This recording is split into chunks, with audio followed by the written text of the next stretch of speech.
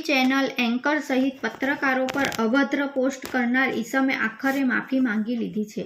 મહિલા એન્કર પત્રકારો અને પ્રજાની માફી માંગી બીજી વાર વાણી આવી ટિપ્પણી ન કરવાની ખાતરી આપી હતી। અંકલેશ્વર યુથ કોંગ્રેસના રોડ બાબતે કરેલ દેખાવો અંગે માં ટીવી ન્યૂઝ પ્રસારિત કરી 6 મહિના તેમની ચૂપકીદી અંગે અહેવાલ પ્રકાશિત કરતા એન્કર તેમજ પત્રકારોને જાણ અડધી ઉંમરના કરવાની ધમકી આપી હતી। ગત 3 નવેમ્બરના રોજ ટીવી ચેનલ દ્વારા અંકલેશ્વરમાં એક તરફ પાલિકાએ રોડની કામગીરી શરૂ કરાઈ, બીજી તરફ યુથ કોંગ્રેસે ધરણા યોજી સામે ચાલી ડિટેઇન થઈ ગયા હતા। 6 મહિનાથી જનતાને પડતી આપણા વખતે ચૂપકીદી સાધી બેઠેલા નેતાઓ રોડ બનાવવાનું જાણતા જ ગણ્યા ગાંઠિયા નેતા પાલિકાને નીચે ધરણા પર બેસી દેખાડો કર્યો હતો। સોશિયલ મીડિયા પર એક્ટિવ નેતાજી પાલિકા વિરોધ પક્ષ કે પછી શહેર કોંગ્રેસ બસ ચૂંટણી આવવા પૂર્વે સસ્તી પ્રસિદ્ધિ માટે મેદાનમાં જોવા મળ્યા હતા। જે ન્યૂઝ પ્રસારિત કરતા ફેસબુક પેજ પર કોસંબડીના લુકમાન મંસૂરી દ્વારા ટીવી ચેનલ એન્કર બાબતે મહિલાના અપમાનજનક ટિપ્પણી કરી હતી તેમજ અભદ્ર શબ્દોનો ઉપયોગ કરી અપમાન કર્યું હતું।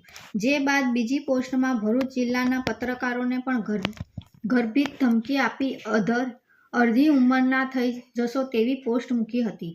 જે અંગે ટીવી ચેનલના તેમજ પત્રકારો દ્વારા અંકલેશ્વર એ ડિવિઝન પોલીસ મથકે તેના વિરુદ્ધ ફરિયાદ આપતા જ પોલીસ દ્વારા ગણતરીના સમય ધરપકડ કરી હતી અને તેને જેલ ભેગો કર્યો હતો। જે બાદ તેની સોશિયલ મીડિયા પર પણ તે વિડીયો બનાવી માફી માંગે તે માટેની રજૂઆતને પોલીસ વિભાગે ધ્યાન આપી અંતે તેની માફી માંગતો વિડીયો મેનેજ કરાવી છે। ટીવી ચેનલના દર્શકોની તેમજ પત્રકારોની પણ જાહેર માફી માંગી છે। આ સત્યનો વિજય છે, આ નારીના સન્માનનો વિજય છે, આ નિડરતાપૂર્વક રહેલા પત્રકારત્વનું પૂર્ણ સન્માન આપવાનો વિડીયો છે। તારીખ 8/11/2025 ગામ કોસંબડી, તાલુકા અંકલેશ્વર, જિલ્લા ભરૂચ।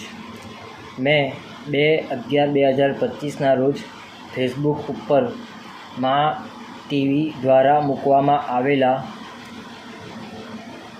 વિડીયો ઉપર જૂઠી અને લાગણી દુભાઈ એવી કોમેન્ટ કરી હતી, જે સરેસર ગલત છે અને એના માટે હું માફી માગું છું।